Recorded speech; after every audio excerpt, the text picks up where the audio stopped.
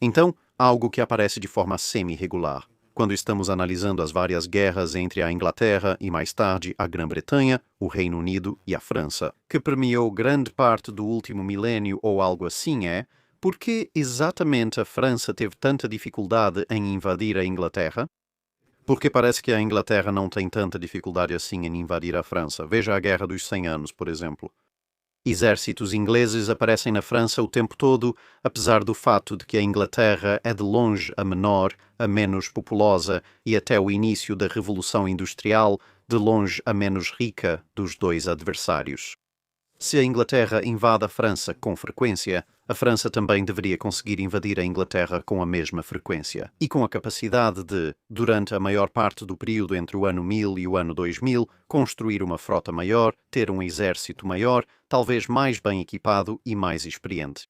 A França já devia ter conquistado a Inglaterra há muito tempo. E sim, claro, houve a invasão normanda de 1066 e depois várias incursões em solo inglês, e não foram poucas as tentativas de invasão, várias tentativas durante as revoltas jacobitas, por exemplo, ou um pouco antes, a Batalha de Solent, onde o Mary Rose afundou, mas nunca parecem funcionar de verdade.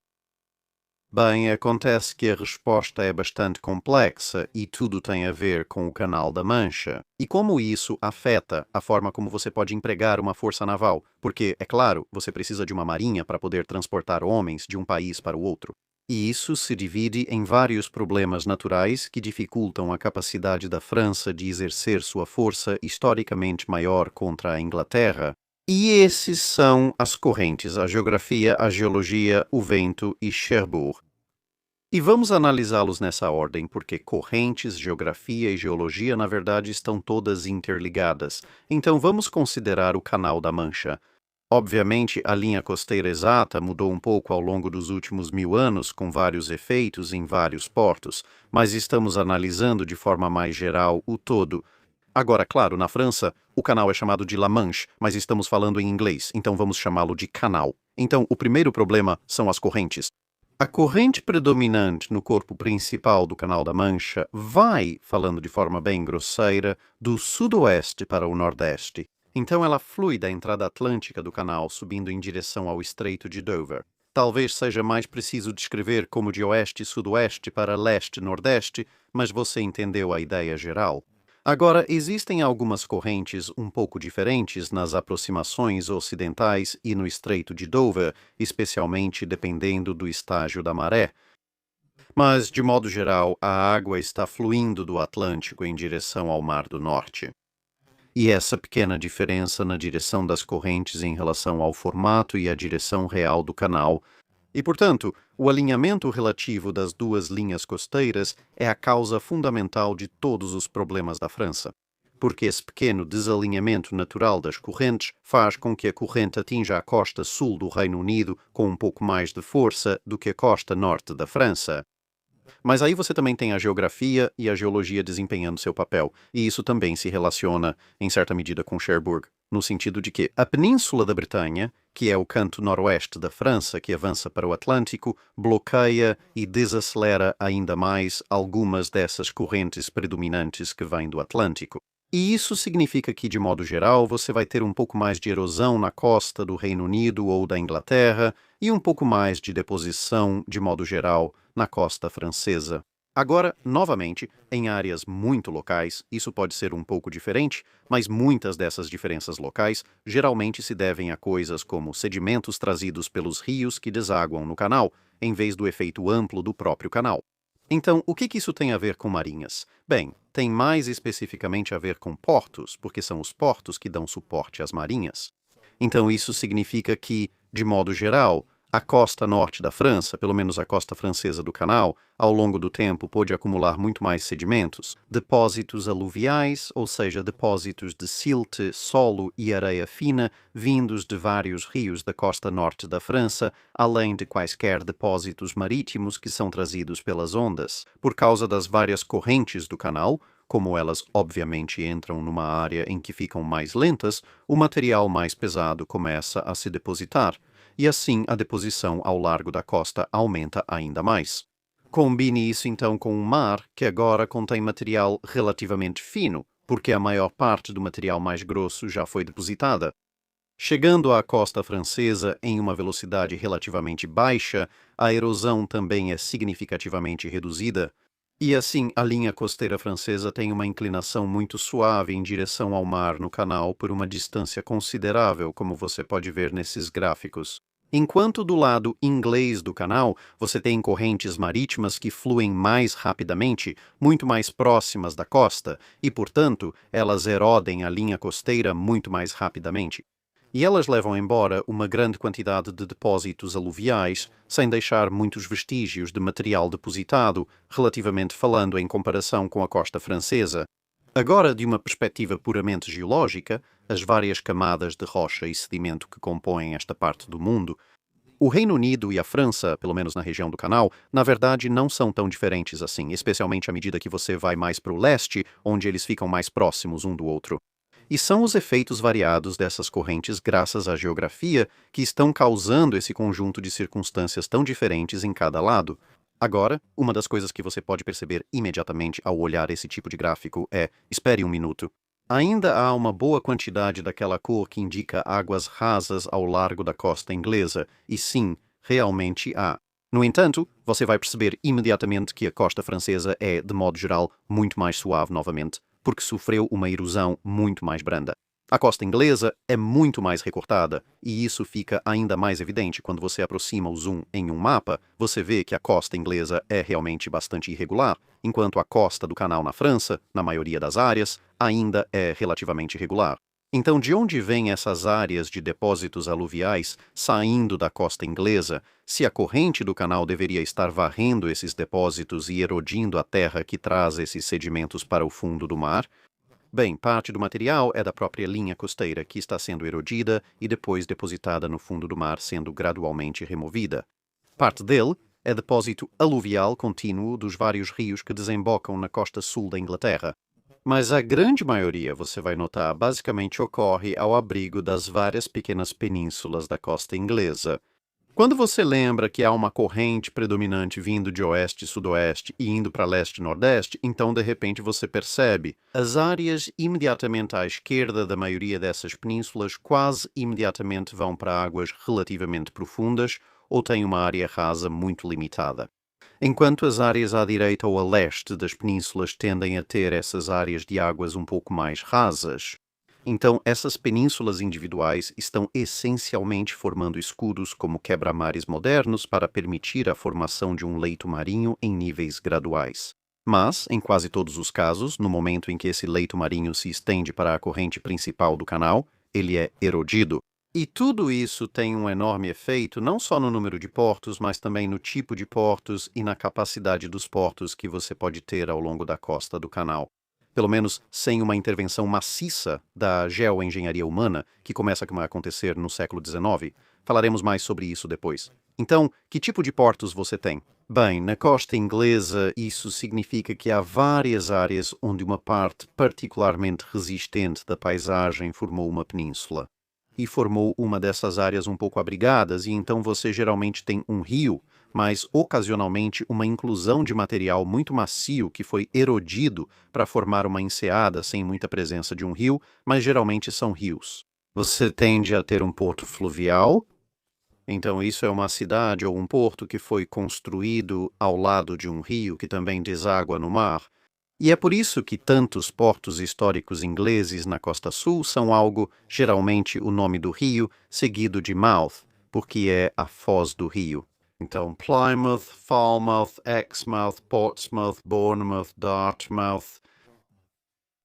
E mesmo quando você olha para portos que talvez não tenham o sufixo mouth, como por exemplo Shoreham, você vai perceber que ainda assim há um rio ali. Weymouth, claro, é outro porto famoso. Então você tem esses rios desaguando no mar. Temos cidades se tornando portos e crescendo ao lado deles. Ótimo, fantástico. Então você tem uma ancoragem protegida onde pode construir navios e ancorar navios, mas você meio que tem a mesma coisa acontecendo na costa francesa. Saint-Malo, Harfleur, Le Havre, Le Courtois, Bologna e Calais, para citar apenas alguns. Mas é o que acontece imediatamente fora desses portos que acaba se tornando o fator decisivo Porque, na maioria dos portos ingleses, como já estabelecemos, o fundo do mar desce rapidamente para águas profundas, mas você também tem o abrigo desses afloramentos rochosos muito duros que se tornaram penínsulas. E isso significa que sim, você tem um porto, mas também tem uma área de ancoragem bastante grande e protegida que, na maioria das condições climáticas, permitirá que você mantenha uma frota de navios ancorada perto da costa, com relativa segurança. E isso, claro, significa que a capacidade natural desses portos é bastante substancial, porque não está restrita apenas ao número de navios que você consegue colocar em um rio relativamente estreito ou, potencialmente, na área de um estuário. Isso também, na maioria das vezes, significa que há acesso de ida e volta às águas profundas.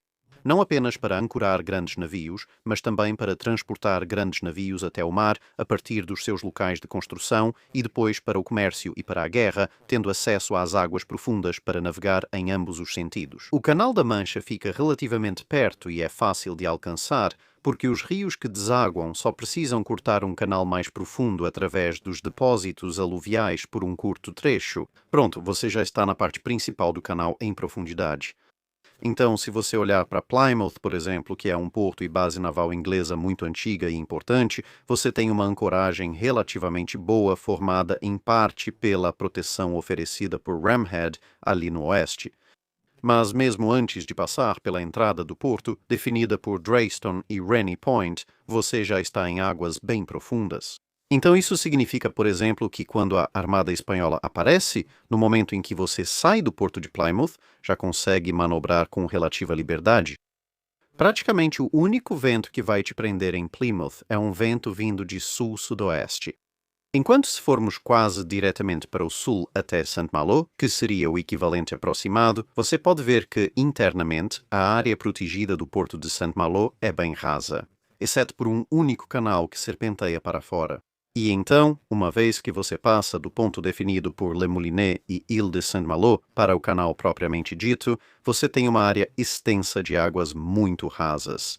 Então, ainda existe um canal muito estreito pelo qual navios grandes de calado profundo podem realmente passar.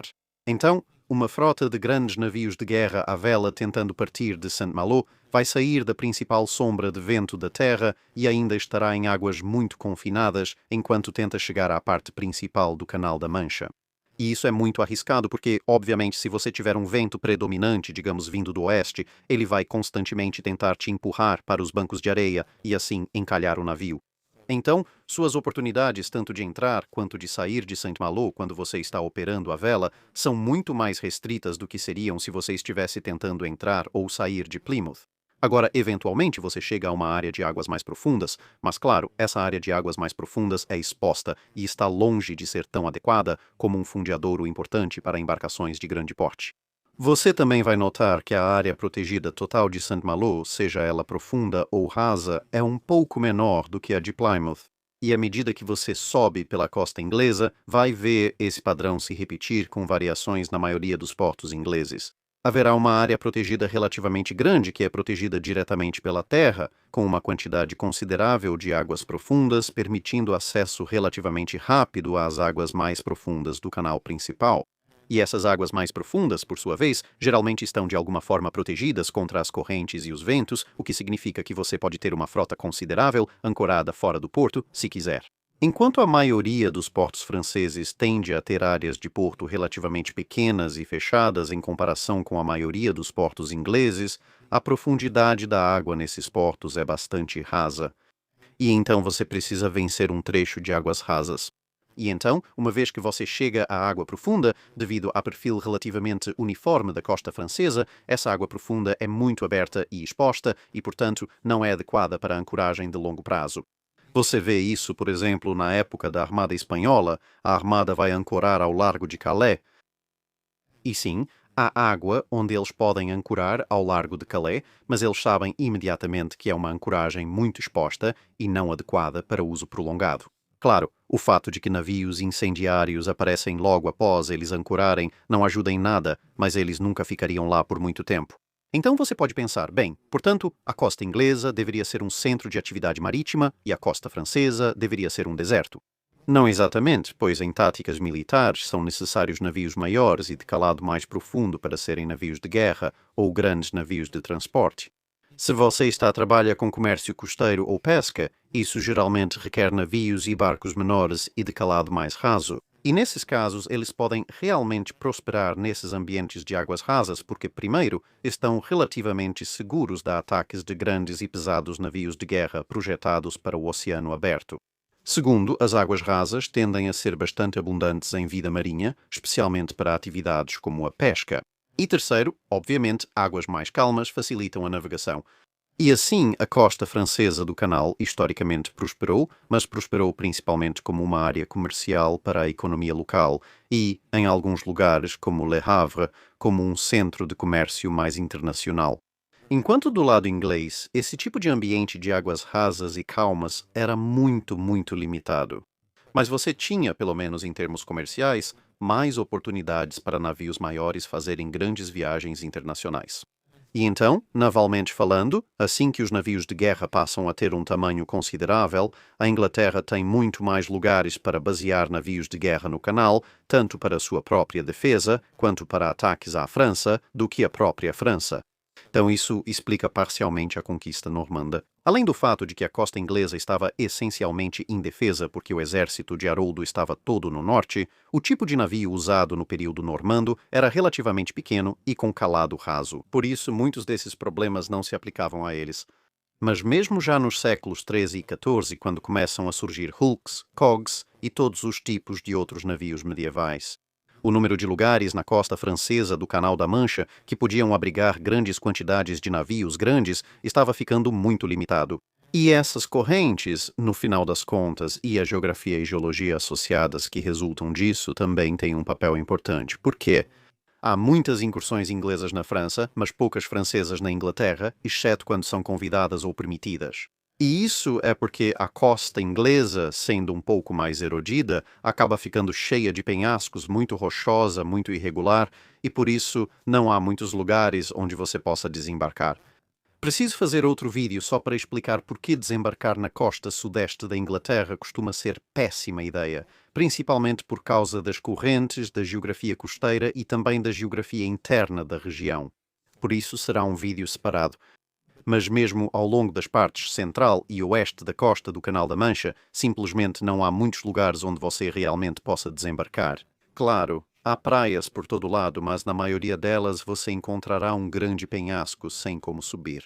E a maioria das áreas onde não há apenas penhascos enormes e inacessíveis já foi habitada e, portanto, há algum grau de defesa ali, além da capacidade das pessoas de avisarem outras pessoas de que inimigos estão chegando. Como disse, isso não impede ataques.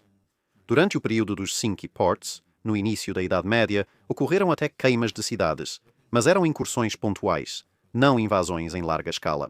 Por outro lado, na costa francesa há muitas áreas onde é possível desembarcar tropas. Existem poucas áreas onde você desejaria ancorar uma frota por muito tempo, mas isso torna a defesa da costa norte da França algo incrivelmente difícil, porque sim, é claro, você vai defender suas cidades. Mas, ao contrário da costa inglesa, de modo geral, se um invasor quiser desembarcar relativamente sem oposição, eles podem simplesmente desembarcar 10 ou 15 milhas adiante pela costa e terão quase tanta facilidade para chegar à terra firme quanto teriam se entrassem pelo seu porto. Exemplo disso é a campanha de Henrique V, que levou à Batalha de Azincourt. Inicialmente, ele seguia para o porto de Harfleur. Os franceses posicionaram uma força defensiva em Harfleur e outra móvel para analisar o terreno e identificar o ponto de desembarque mais provável de Henrique. Assim, defenderam esse local, o que foi uma boa estratégia. Henrique navegou até o local, viu uma força francesa defendendo e pensou: vou desembarcar do outro lado da baía, já que a geografia permite. É uma viagem curta de navio, mas para a força francesa seria preciso subir o vale do rio até um ponto de travessia e depois descer novamente. Eles não conseguiriam chegar ao novo local antes do desembarque completo das forças de Henrique. E claro, se eles tentassem, Henrique poderia simplesmente esperar eles marcharem um dia rio acima, procurando um val ou uma ponte e dizer: ok, vou desembarcar onde eu queria originalmente, porque agora vocês não estão mais defendendo aquele local. Agora, o mais importante, É claro, uma vez que Henrique desembarca, sua frota não fica por muito tempo. Em parte isso acontece porque custa dinheiro, mas também porque não é uma costa adequada para manter uma frota por muito tempo ou em grande número, então eles vão embora. Isso, aliás, explica em parte a Batalha de Azincourt. Após capturar Harfleur e decidir não avançar mais pela França, Henrique precisa marchar até Calais, sob controle inglês, para encontrar navios para voltar para casa. Enquanto que, se a costa francesa tivesse oferecido portos maiores e mais adequados para abrigar grandes frotas por longos períodos, ele poderia ter feito uma frota e encontrá-lo muito mais perto. Claro, isso não impede que pequenos navios piratas atuem. Houve intensa atividade de corsários franceses na costa inglesa durante grande parte do período hostil entre Inglaterra e França. Mas isso é bem diferente de movimentos navais em grande escala. Então, já estabelecemos que, graças às correntes, à geografia e à geologia, os ingleses têm uma grande vantagem quando se trata de basear frotas de grandes navios de guerra na costa inglesa. Eles também possuem vantagens geográficas naturais para a defesa. Você pode pensar, no contexto do canal, os ingleses têm muito mais capacidade de defender seus domínios e atacar os domínios franceses. E, obviamente, o inverso é verdadeiro para os franceses. Mas o mundo não se limita apenas ao canal. E, de fato, a França tem uma série de portos bastante grandes que, durante a maior parte do período coberto pelo canal, são incrivelmente adequados para basear frotas muito grandes. E onde você pode, portanto, aproveitar a enorme população e vantagem econômica da França para construir uma força de invasão massiva. Assim, teoricamente, você poderia navegar pelo canal e conquistar a Inglaterra. O porto mais diretamente ligado a esse problema é, claro, o porto de Brest, na Península da Bretanha, mas no lado sudoeste. E logo após a entrada leste do Canal da Mancha, há um conjunto maravilhoso de portos no que hoje chamamos de Bélgica e Países Baixos. Mas durante a maior parte do período que estamos analisando, seria conhecido inicialmente como o Ducado da Borgonha, que por muito tempo foi, em tese, parte da França. Depois se tornariam os Países Baixos espanhóis, passando por vários governantes até conquistarem a independência e virarem os Países Baixos. Então é aqui que o vento e, até certo ponto, a política entram em cena para estragar os planos da França mais uma vez. Porque se você quiser reunir uma grande frota de invasão na Era da Vela para atacar a Inglaterra, então basicamente vai ter que concentrá-la em Brest. Você poderia reunir a frota mais ao sul, mas teria que navegar mais e enfrentaria os mesmos problemas. Então, ou você reúne a frota em Brest, ou vai ter que parar lá em algum momento. Então, pode considerar esse lugar como o ponto de partida. Sim, você pode reunir frotas menores ao longo da costa do canal, mas já explicamos por que dificilmente terá uma frota grande lá. Então, frota em Brest, fantástico, fica bem na entrada oeste do canal. Certamente você pode simplesmente navegar pelo canal e, digamos, aproveitar sua enorme vantagem econômica para invadir a Inglaterra. Bem, como dissemos, o vento é meio que um problema. Com Brest estando no lado sul da Península da Bretanha, isso significa que você precisa de um vento vindo mais ou menos do leste para sair do porto. Seja um vento continental polar do nordeste ou um vento continental tropical do sudeste. Então, ótimo, agora você saiu de Brest. Infelizmente, agora o vento está te levando para o Atlântico, então agora você precisa que o vento mude de direção para vir do noroeste ou do sudoeste. Agora, a boa notícia para você é que durante a maior parte do período coberto pelos diagramas, como você pode ver nesses diagramas de ventos, a grande maioria dos ventos que sobem e descem o canal vêm do oeste ou do leste, ou do sudoeste ou do nordeste. Assim, permitia a passagem de leste a oeste, ou vice-versa pelo canal. Ótimo. Infelizmente para os franceses. Com o seu porto de Brest fora do Canal da Mancha, você precisa de um vento, como dissemos, vindo mais ou menos do leste para sair do seu porto. E então você precisa que ele mude para algo vindo do oeste para que você consiga entrar no canal. Se você é inglês e, por exemplo, está baseado em Plymouth, logo dentro do canal, e seus navios, espiões, inteligência, ou seja lá o que for, relatam que, olha, há uma grande frota francesa se reunindo em Brest e eles querem invadir você. Você sabe, isso não acontece rápido. Você vai saber que isso vai acontecer. Então, bem, quando um vento adequado para tirar os navios de Brest começa a soprar e você está em Plymouth, digamos que seja um vento leste ou nordeste relativamente comum. Bem, você simplesmente sai do seu porto e bloqueia a extremidade oeste do canal. Ou o vento não diminui e você fica ali usando esse vento, enquanto os franceses são empurrados para o Atlântico, ou ele muda e você pensa, agora vamos simplesmente seguir com o vento na direção oposta.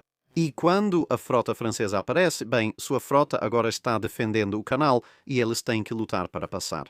Mas você pode pensar, bem, ok, então os ingleses têm Plymouth e algumas das outras bases principais na sua costa. Por que não colocamos várias pequenas frotas nesses portos menores, o máximo que cada porto na costa francesa puder sustentar, e então navegamos com um vento sul pelo canal, todos de uma vez só, e nos reunimos em um lugar só?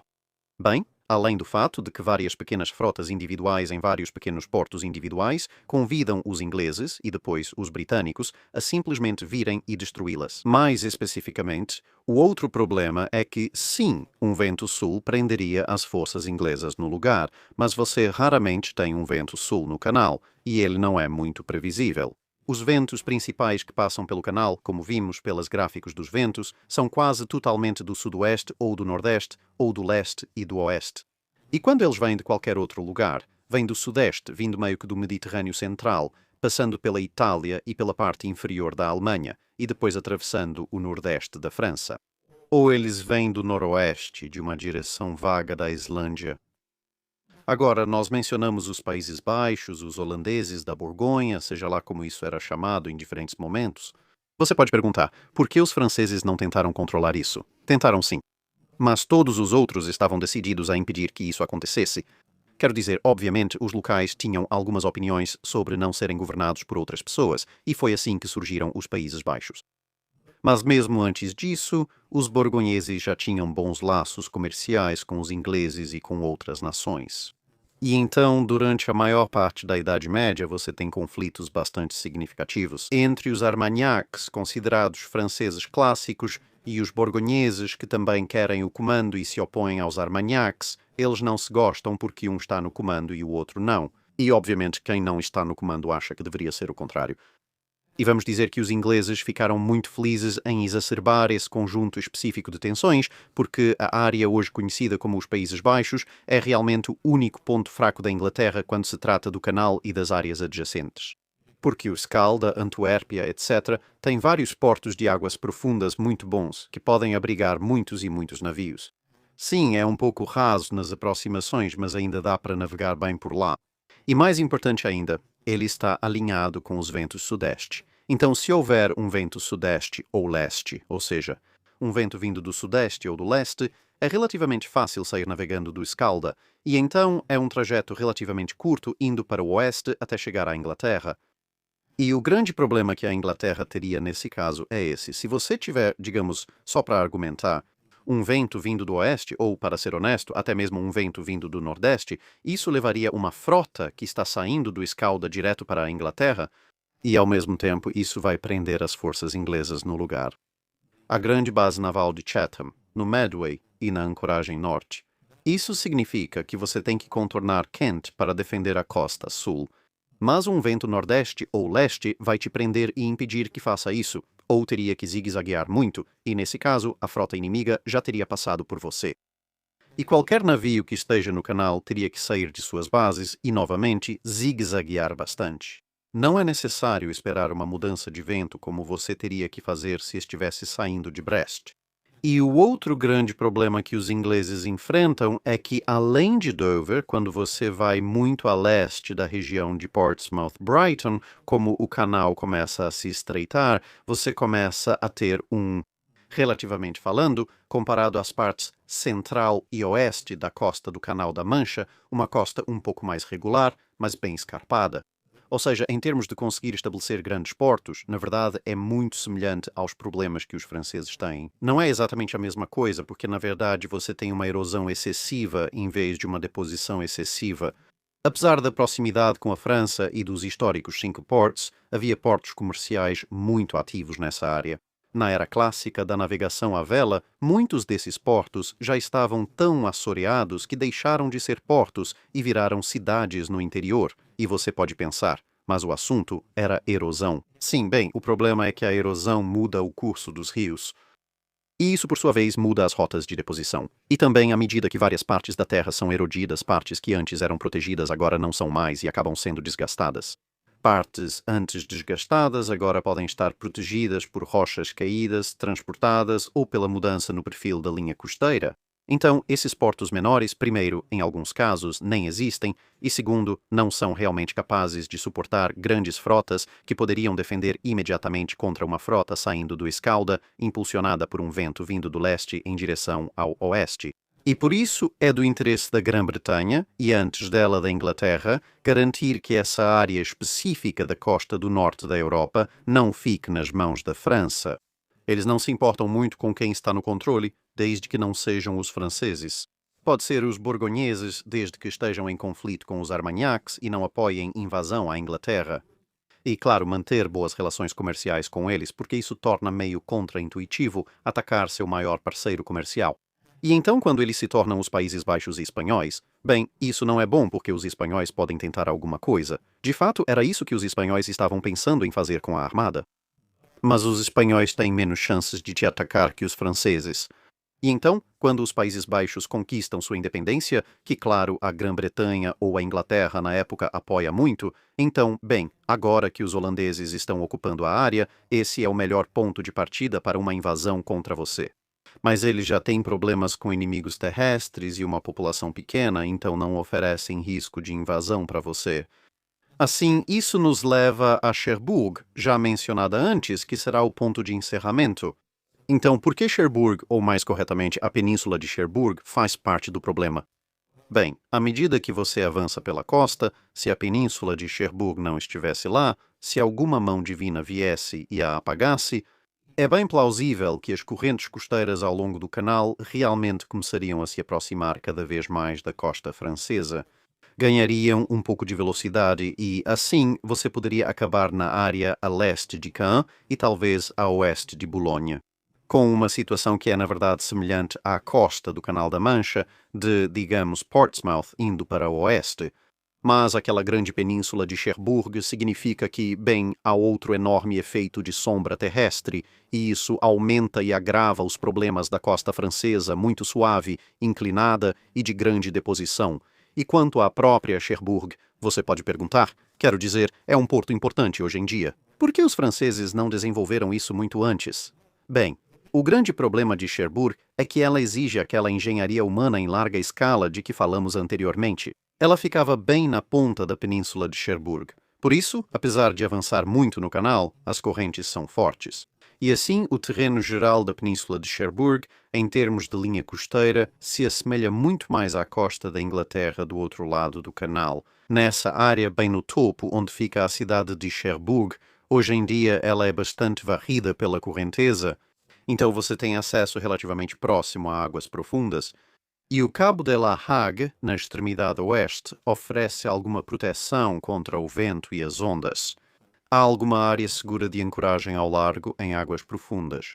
Não é enorme, mas ainda é muito melhor do que muitos outros portos franceses ao longo da costa do canal.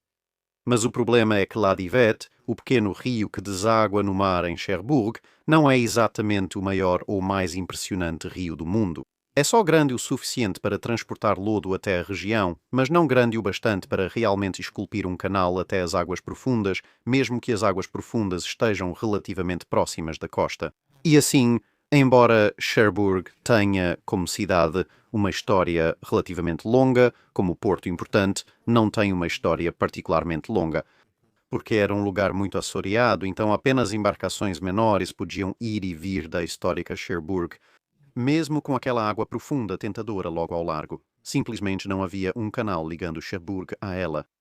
Mas, quando chegamos ao século XIX, a França reconhece, entre outras coisas, o valor tático de um porto no canal, basicamente bem no meio do canal, e eles constroem um enorme conjunto de quebra-mares. Eles fazem uma enorme quantidade de dragagem.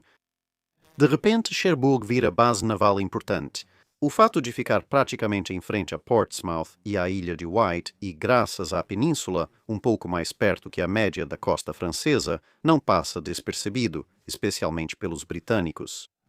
E não deveria surpreender ninguém que nesse momento, de repente, Portsmouth, que já era uma base naval bastante importante na história britânica até então, de repente se torne muito mais importante. Ao mesmo tempo, isso coincide com o surgimento do navio a vapor. Então, muitos dos problemas com o vento começam a desaparecer porque, no final do século XIX em diante, a energia a vapor significa que agora você pode simplesmente atravessar o canal quase independentemente do que o vento está fazendo. E isso leva a uma série de sustos de invasão, livros sensacionalistas sobre invasões e um monte de fortificações ao longo da costa sul. Então, Cherbourg é um paradoxo bastante intrigante para os franceses, porque, em si, provavelmente é a melhor coisa que você poderia esperar se quiser construir uma grande marinha na costa francesa do canal para invadir a Inglaterra. Infelizmente, você só pode desenvolvê-lo como um porto no final do século XIX, quando outras mudanças tecnológicas e políticas significam que é extremamente improvável que você realmente vá fazer isso. E, além disso, sua existência como uma península é uma das principais razões que realmente impedem que você tenha um porto mais tradicional e decente em qualquer outro lugar da costa francesa do canal, de onde você poderia organizar uma grande invasão da Inglaterra. Acho que isso encerra por agora. Isso é, obviamente, uma visão geral bem superficial, porque estamos discutindo questões de hidrografia, geologia, geografia, táticas, condições atmosféricas, todo tipo de coisa. E eu sei, por experiência anterior e por correspondência, que alguns de vocês que assistem a este canal são realmente especialistas tanto em geologia quanto, especialmente, em hidrografia. Isso é, obviamente, geologia e geografia relacionadas ao mar, e alguns até especificamente em relação ao Canal da Mancha. Então, se você quiser contribuir com explicações mais detalhadas e assim por diante, por favor, fique à vontade para fazer isso nos comentários. Eu realmente ficaria muito feliz com isso. E fora isso, muito obrigado a todos por ouvirem essa discussão de cerca de 40 minutos sobre por que a própria Terra parece odiar a França e impedir que ela invada a Inglaterra com sucesso, a menos que sejam os normandos. Até mais.